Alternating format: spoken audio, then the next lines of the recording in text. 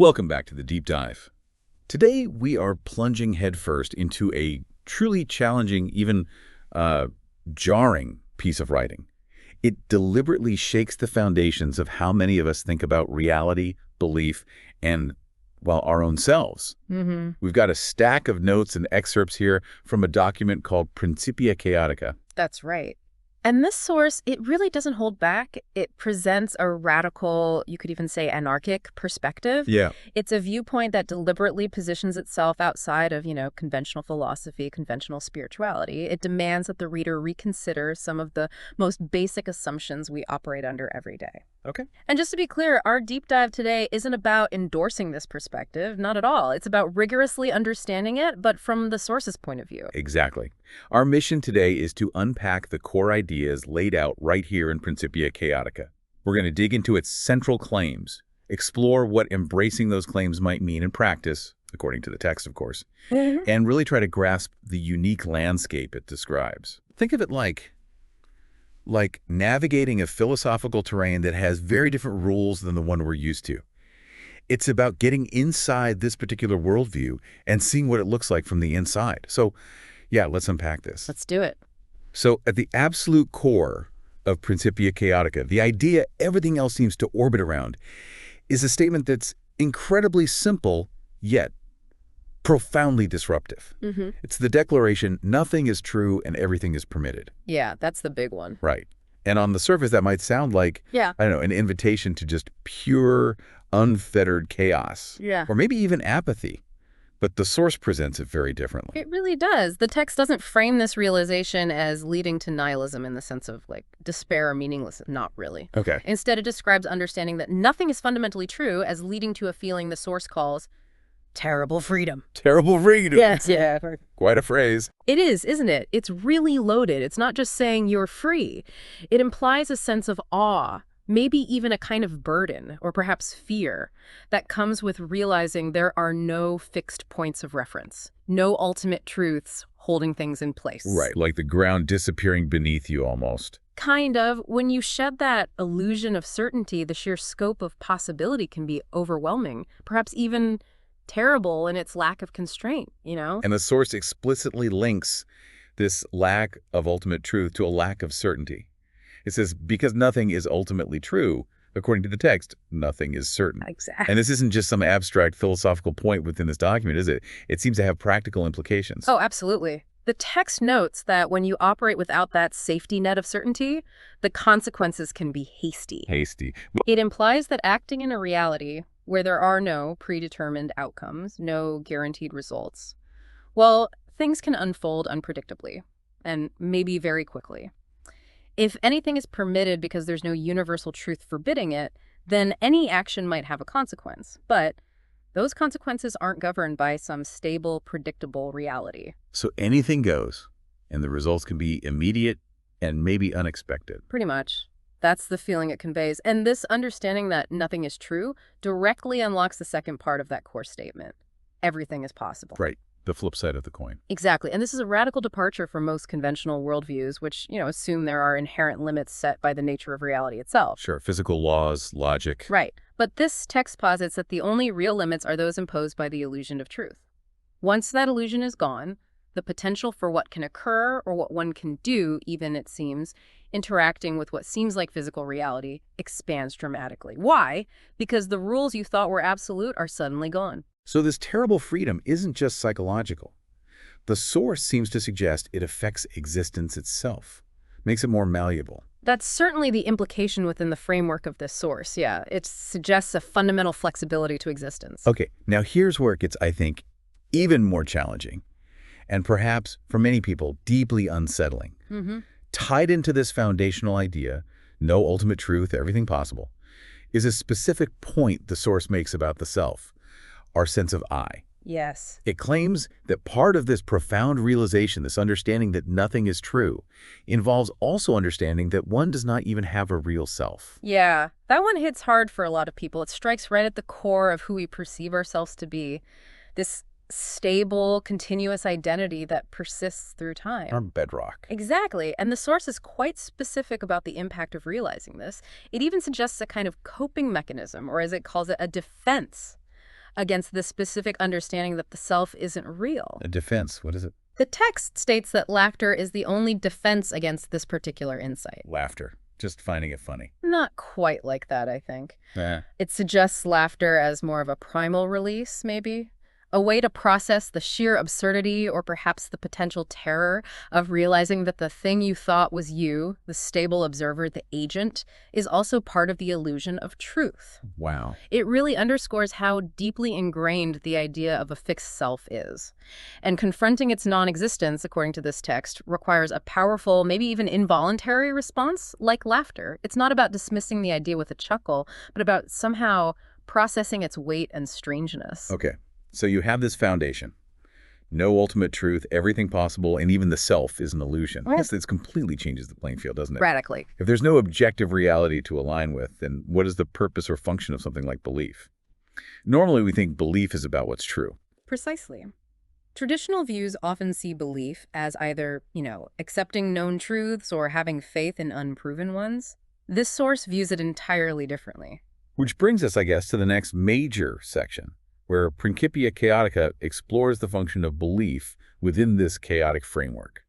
It talks specifically about something it calls chaos rituals. Ritual. And the purpose of these rituals, as defined by the source, is, well, it's not what you might expect if you're thinking of traditional religious or magical rites. No, it's quite different. It's explicitly stated as being to create beliefs by acting as though such beliefs were true. This is where the rubber meets the road, so to speak.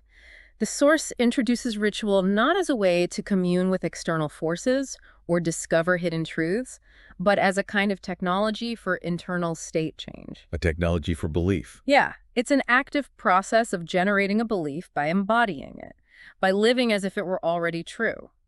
The text itself actually uses the common phrase, "fake it till you make it," to describe this. Really? It says that. It does, just to illustrate that the core mechanism is about performative action creating internal conviction.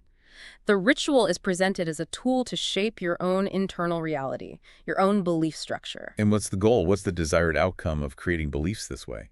The source is very clear on this. The goal is to obtain the power that a belief can provide.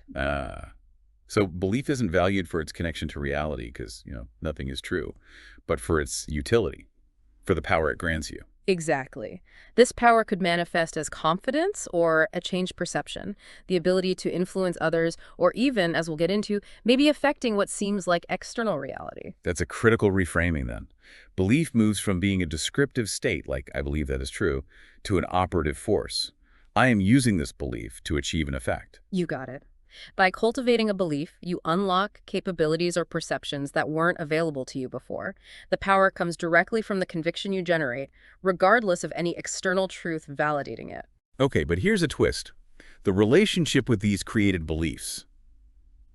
It isn't one of permanent adoption, is it? No, not at all. The source gives a specific instruction for what happens after you've successfully created a belief through ritual action and presumably gained its power. It says, afterwards, if you have any sense, you will laugh at it. That laughter again. It's fascinating. You create the belief, you use it, and then you're advised to deliberately detach from it through laughter. That laughter serves a vital purpose in this system. It reinforces the understanding that the belief is a tool you created, not an ultimate truth you discovered. Right. It stops you from falling into your own trap. Exactly. It prevents what the text later calls the transcendentalist mistake. By laughing at the belief you just wielded, you remind yourself that it's a construct, maintaining your flexibility and preventing you from becoming trapped by your own creation. It's about using belief strategically, then discarding the attachment to it. So what follows the laughter? What's next? The text instructs the reader to seek the requisite beliefs, or whatever you want to do next, as chaos moves you. As chaos moves you. Yeah. So it's not about finding the right or true belief system. No, it's about a dynamic, ongoing process. You create a belief, use it, discard it, and then you're guided by the flow or impulse of chaos, that inherent randomness and potential, to your next step, which might involve creating a new belief, maybe even a contradictory one, or simply acting without one for a while. It emphasizes fluidity, adaptability, and being responsive to this ever-changing landscape of possibility. This dynamic approach to belief, it seems to underpin one of the most expansive and, let's be honest, probably controversial claims in the source regarding human capability. Which one is that? The text states that subconscious creativity and parapsychological powers are more than adequate to create or destroy any god or self or demon or other spiritual entity that we may choose to invest or disinvest belief in, at least for ourselves and sometimes others as well. Okay, yeah, that is a massive claim. Let's really unpack that. Right.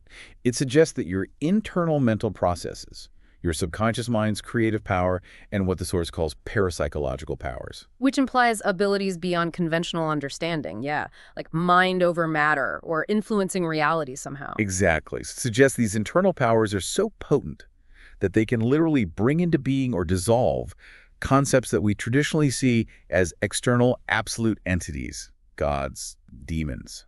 Even the fundamental idea of your own fixed self. Right. They're presented here as constructs that can be manifested or dissolved by you simply by directing your belief and subconscious energy towards them. It's a complete inversion of many traditional cosmologies, isn't it? Totally. Instead of external spiritual forces being the primary actors, this source positions the individual's internal state, their belief, their subconscious power, as the fundamental creative force. These spiritual entities are presented not as independent beings, but as potentially powerful egregores or thought forms generated by individual or collective belief investment. And critically, this power isn't limited to creating external entities. The source says it applies to the self as well. Yes. Believing in a solid, fixed self creates that illusion for you. Disbelieving it or disinvesting belief from it can dismantle that illusion, dissolving the perceived boundaries of your identity. Wow.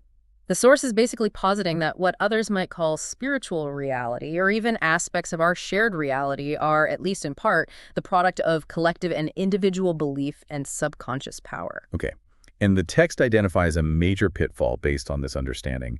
It calls it the transcendentalist mistake.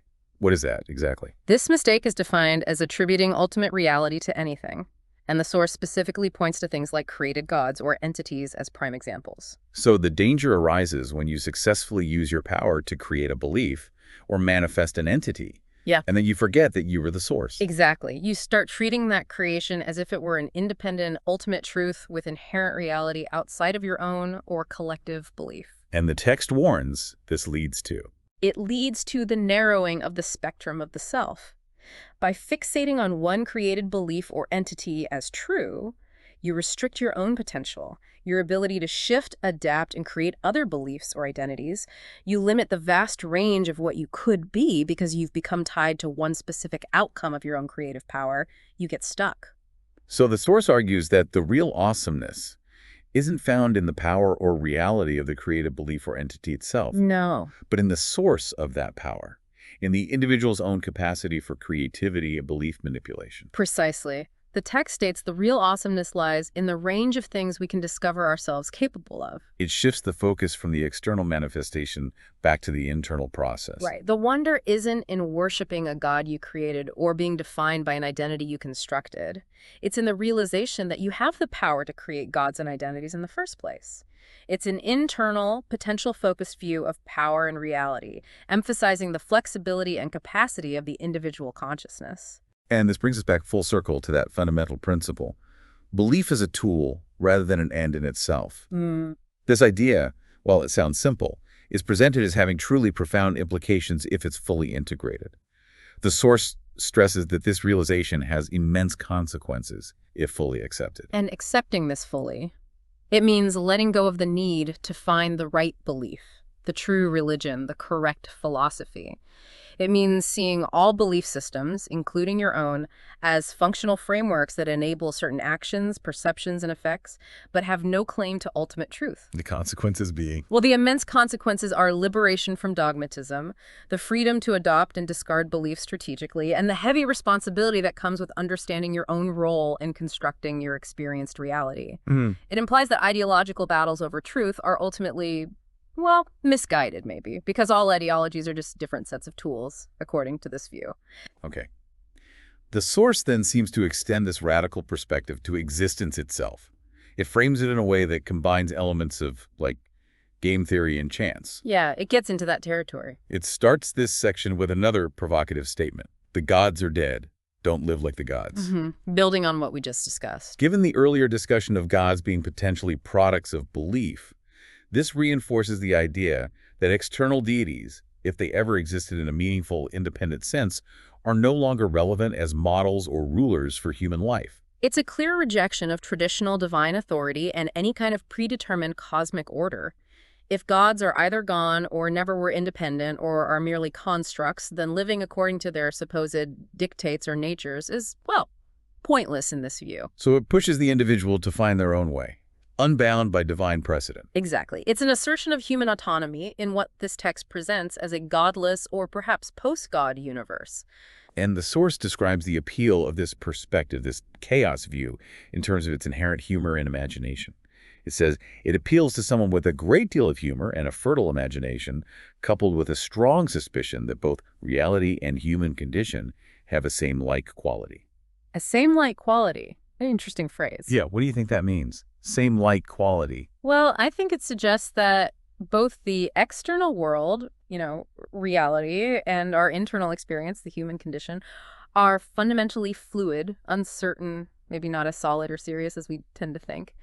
They share this quality of being less than ultimately real or fixed. They're both slippery. Okay, that makes sense. And if reality and the human condition are both fundamentally fluid and uncertain, then viewing existence as an open-ended game that plays itself for amusement starts to make a kind of sense within this framework. right, it's a playful, non-dogmatic interpretation of the cosmos. The universe isn't a machine heading towards a goal or a stage for some divine drama. It's just an ongoing, unpredictable process that is inherently engaging, or even amusing perhaps, in its unfolding complexity. It removes the weight of ultimate purpose or destiny. Yeah, it takes the pressure off, maybe. And within this game, the source emphasizes player agency. It states that players can make up their own rules to some extent and cheat by using parapsychology if desired. That's a fascinating layer. Cheating. Yeah, while the game might play itself in an open-ended way, individuals aren't just passive observers.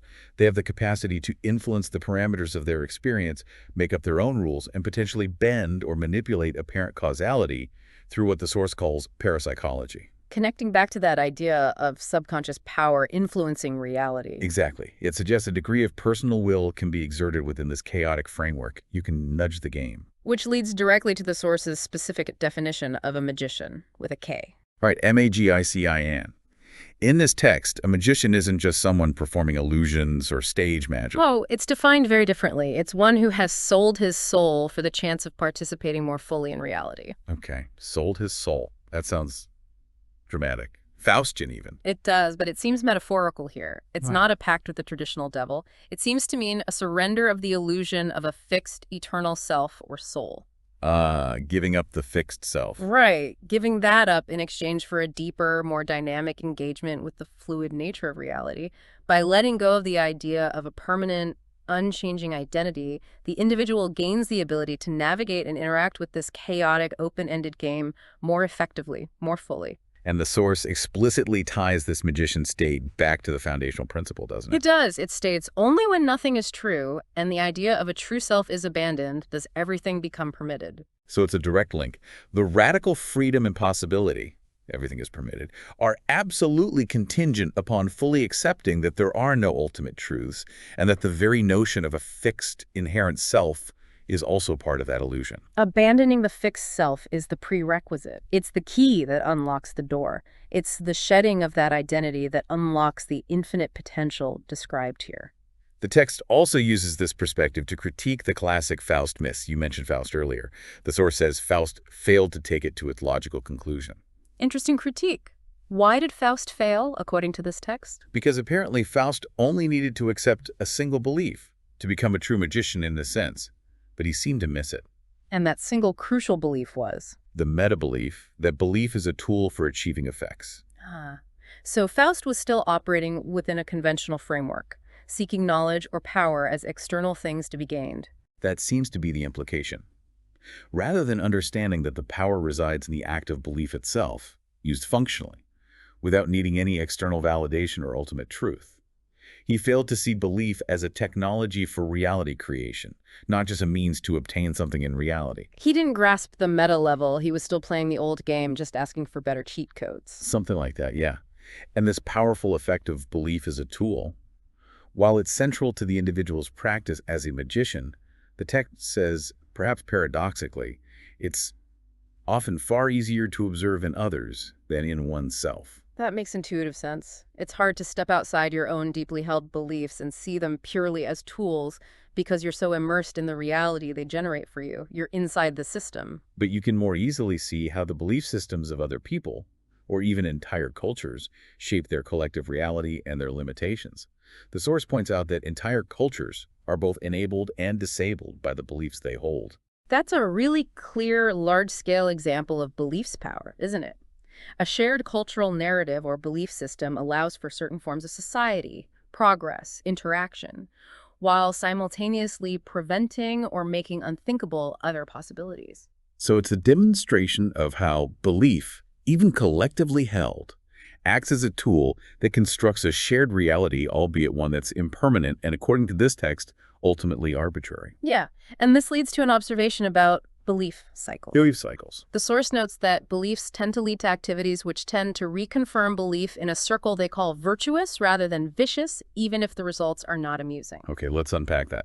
Your convictions drive your actions and perceptions, Right, and the outcomes of those actions and perceptions then tend to reinforce the original beliefs. creating a self-perpetuating feedback loop. Exactly. And the Force calls this cycle virtuous. Not in a moral sense, obviously, but in the sense that it effectively sustains the belief and the reality it generates. It works. Even if the consequences aren't enjoyable or beneficial, even if the results are not amusing. Right. The cycle itself is what maintains the constructed reality, whether you like that reality or not. It just keeps confirming itself. The source then describes the path to fully integrating this perspective as involving two distinct stages of insight. Stage 1. Stage 1 is described as seeing through the game. This is that initial moment of realizing that reality isn't what it seems, that there are no ultimate truths, and perhaps that conventional structures are arbitrary. The penny drops. And this first stage, seeing the constructed or illusory nature of conventional reality. Yeah. It can lead down different paths. According to the text, yes. It can result in weary cynicism, a potentially bleak outcome if you see through the illusion but feel there's nothing meaningful left, just emptiness. Or it can lead to Buddhism, which is described here possibly as a shocking enlightenment. This might suggest a path of detachment from the illusory world, recognizing its impermanence. Profoundly insightful, perhaps, but within this text's framework, maybe still a form of stepping back from active engagement with reality rather than reshaping it. Okay. But the second stage is presented as the truly transformative one. Yes. Stage 2 is actually applying the insight to oneself. So taking the realization that reality is a game and the self is an illusion, and not just observing it externally, but internalizing it, applying it to your own sense of being. Exactly. And this act of applying the insight to your own perceived identity, according to the source, is what can destroy the illusion of the soul and create a magician. That's the crucial step, dismantling the fixed self. Right. It's not enough to see the world as a game. You must realize that you, the player, are also an ever-changing, non-solid part of that game, without an essential permanent identity or soul. And this deep personal acceptance of no self, combined with the understanding of belief as a tool. That's what grants the radical freedom and capabilities attributed to the magician in this text. It's the shedding of the ego's rigid structure that opens up the full spectrum of possibility. Okay, shifting gears slightly. The source also touches upon how this perspective relates to the nature of the universe itself. It connects it, maybe surprisingly for some, to ideas about physics and possibility. It reiterates that there are limits set by physical possibility, but then it immediately qualifies this. It states these limits are wider and more malleable than most people believe. That's an important distinction. The text isn't necessarily saying you can just believe you can fly and instantly defy gravity without consequence. Although maybe it leaves the door slightly ajar for some manipulation through belief or parapsychology. Perhaps. But the main point seems to be That the boundaries of what is physically possible, or at least what we perceive as physically possible based on conventional science, might be far less rigid than we commonly assume. It suggests that belief and consciousness can interact with physical reality in ways not fully understood or accepted by the mainstream, implying the universe's operating system has more flexibility than we give it credit for. And within these malleable physical limits, the source makes another really striking claim about the power of belief. It says one can make real any beliefs one chooses, including contradictory beliefs. Yeah, that's a tough one from a conventional logical standpoint. How can you hold two mutually exclusive ideas as simultaneously true? Right. But remember, in this framework, belief is a tool, not about objective truth. So holding contradictory beliefs isn't presented as a logical failure, it's presented as a strategic capability. How so? You can functionally operate from the framework of belief, A, creating certain effects, experiencing reality in one way, and then you can shift to the contradictory belief, B, creating different effects, experiencing reality in another. Like changing operating systems for your mind. Exactly. It speaks to a radical flexibility of consciousness, where intellectual consistency is less important than the ability to wield different, even conflicting conceptual tools as needed. You inhabit different realities, different selves, depending on the tool you choose to use. So within this perspective, the ultimate aim of the magician isn't to achieve some specific limited goal, like becoming rich or famous, or even attaining a fixed state like traditional enlightenment. No, the source states the magician is not striving for any particular limited identity goal. Their ambition is much grander, a meta-identity. That's the term used, yeah. They desire the meta-identity of being able to be anything. Wow. So ultimate potentiality and transformation. Exactly. It's not about being something specific and fixed, but about cultivating the capacity to be anything and everything, to shift identities, beliefs, modes of being at will. It's the ultimate expression of the fluid, non-self, in a reality where possibility is presented as boundless. The source even connects this state of radical uncertainty and freedom to mythological or historical concepts. It refers to it as the Kali Yuga, or the Pandemonium. Terms from different traditions often associated with ages of chaos or decadence or intense transition. Right. And here, this state where nothing is true and everything is permissible, and the source spells permissible with an A there, interestingly, it's presented not as a decline, but potentially as the opportune state for this kind of radical existence. It seems to reframe these potentially negative concepts of chaotic ages as the very conditions under which this specific philosophy thrives. When old structures and certainties break down, like in a Kali Yuga, the underlying truth that nothing is true becomes more apparent, and the potential for everything being permissible emerges more clearly. It's seeing opportunity in perceived collapse. And within this view of a chaotic, godless universe ruled by chance, the text expresses a rather sharp dismissal of traditional philosophy. Oh, yeah. What does it say? It states that philosophers have become no more than the keepers of useful sarcasms, or the secret is out that there is no secret of the universe. Ouch. So the age-old philosophical quest for ultimate truth, meaning a grand unified theory, it's rendered obsolete or even absurd. That's the implication. If there's no underlying truth or purpose, then philosophy aimed at finding one is fundamentally misguided. The only value left might be in clever wordplay, useful sarcasms. Yeah, the source's view is pretty blunt on this. The universe is ruled by pure chance, period. All is chaos and evolution is going nowhere in particular. No inherent direction, purpose, or design. Yeah. Our existence, the universe is unfolding. It's all fundamentally random. And this understanding of a random, purposeless universe leads to a deeply counterintuitive statement. Thus, and only thus, is lie good. Okay, lie is good. How does that work? We normally think of lie as the opposite of truth, and truth is supposed to be good. Exactly. But in a system where nothing is true, the concept of lie as a distortion of truth becomes, well, meaningless, doesn't it? If there's no truth to deviate from. Right. Then lie must take on a different connotation. Perhaps it signifies anything that is not fixed, not aligned with the supposed reality, anything that is created, fictional, mutable, or non-existent in a fixed sense. If nothing is true, then maybe only that which is created or lied into existence has any active principle. So it flips the value judgment. In a universe where everything is the spontaneous unfolding of chaos, anything that presents itself as a fixed truth or a predetermined reality is the actual limitation.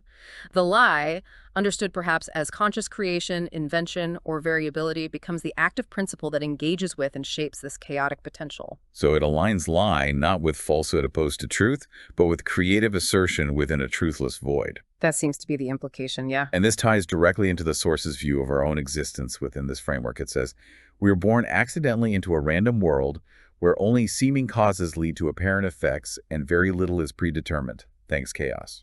Thanks, chaos. I like that. So we're not here for a reason. We're a product of chance. Even cause and effect are presented as merely seeming or apparent, not fundamental laws, maybe just patterns we perceive in the randomness. And the source frames this lack of predetermined fate not as a tragedy, but as a cause for celebration. Thanks, chaos. It emphasizes the lack of inherent structure or destiny. Our lives aren't following a script. The world isn't predictable in a fundamental sense. And within this unpredictability lies opportunity, hence the gratitude expressed to chaos. It's the randomness that allows for freedom. And the source suggests that maybe words like arbitrary are inadequate, maybe even pejorative, to describe this state of random creation. Calling the universe arbitrary might sound negative or dismissive. So what does it suggest instead? It proposes a more positive framing. Rather, we should perhaps say that the universe and everything, is spontaneously creative and magical. With a K again. Spontaneously creative and magical. Okay. That reinterpretation is key. The randomness and lack of inherent truth aren't a void of meaning, but an infinite potential for creation and magic. The universe isn't just random, it's actively and spontaneously generating new forms, events, possibilities out of that randomness. And this ongoing process of unpredictable, creative unfolding is inherently magical. Yeah, it's a way of seeing the universe not as cold and indifferent, but as vibrantly, dynamically alive through its very chaotic nature. Okay, so given this view of reality, chaotic, random, lacking solid ground, how does one actually live within it? How do you thrive, according to this text? It doesn't advocate for passive acceptance, does it? No, definitely not. It suggests a very active engagement with uncertainty. It talks about refleshing stochastic reality through magical definitions of existence. Right. Refleshing stochastic reality. Let's break that down. Stochastic. Means processes governed by probability and randomness. So stochastic reality is a reality that's fundamentally random or probabilistic, not strictly deterministic. And refleshing. That sounds like a made-up word. It's a term used in some chaos magic contexts, yeah. It often implies a radical reevaluation or reshaping of understanding, maybe even reality itself, like relishing but with a twist, perhaps. Reframing, redefining. So to refleshing stochastic reality through magical definitions of existence means actively experiencing and interacting with this random, probabilistic reality. Not through conventional, fixed, rational frameworks, but through flexible, creative, magical ones. It's about imposing or applying fluid, non-literal, maybe symbolic or intuitive interpretations onto the unpredictable flow of events. Allowing you to engage with it actively and creatively, finding pattern or potential where others just see randomness. That seems to be the idea. You define your interaction with reality in magical terms, making it responsive in ways it wouldn't be otherwise. The source even includes a reference that seems to endorse pushing boundaries in this pursuit. The roads of excess may yet lead to the palace of wisdom. Ah, the Blake quote. Fits right in here. Yeah. It suggests that moving beyond conventional limits, societal norms, perceived boundaries, perhaps those imposed by seeking certainty or adhering to fixed ideas, might be necessary to gain deeper insights or capabilities within this chaotic framework. Wisdom isn't found by staying within the lines, but by venturing into the extremes. And it emphasizes that the journey through this chaotic reality is inherently unpredictable. The source notes that many indeterminate things can happen on the way to thermodynamic equilibrium. Right. While physics might describe a general trend towards increasing entropy, the path to get there isn't fixed. Exactly. There are countless possible unpredictable events and outcomes along the way. The focus here is on the dynamic, indeterminate journey, not the predictable, perhaps boring endpoint. I mean, because of this fundamental unpredictability and lack of underlying truth, the source argues it is vain to seek solid ground on which to stand.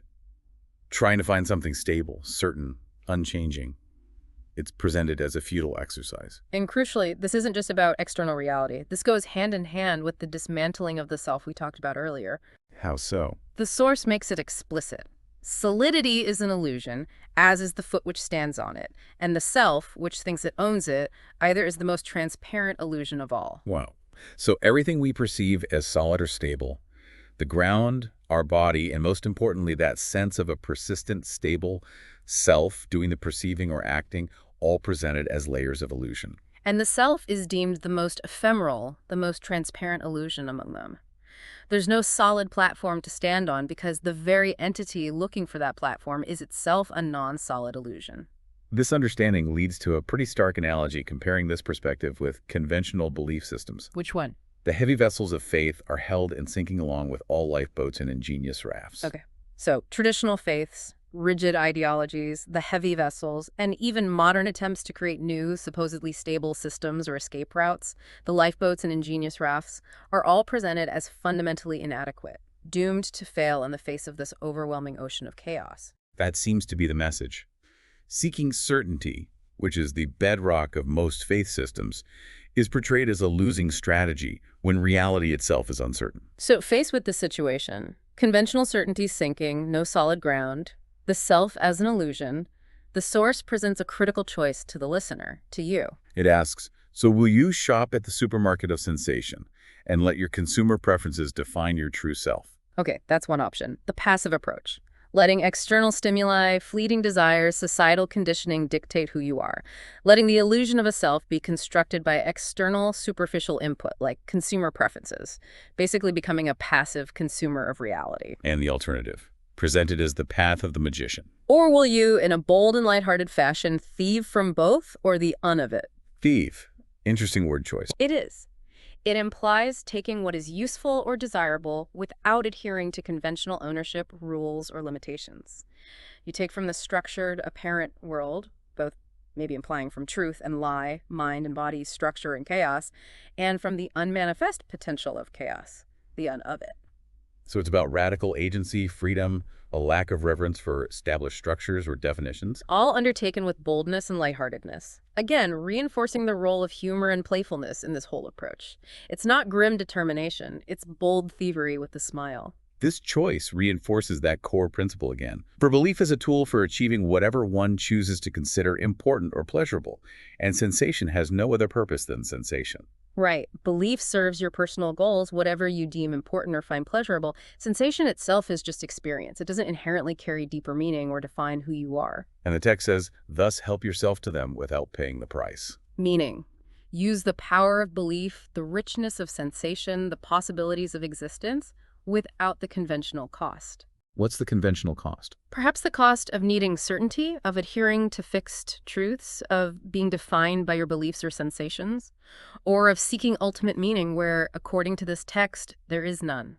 You take what you want without getting trapped by the need for it to be real or meaningful in some ultimate sense.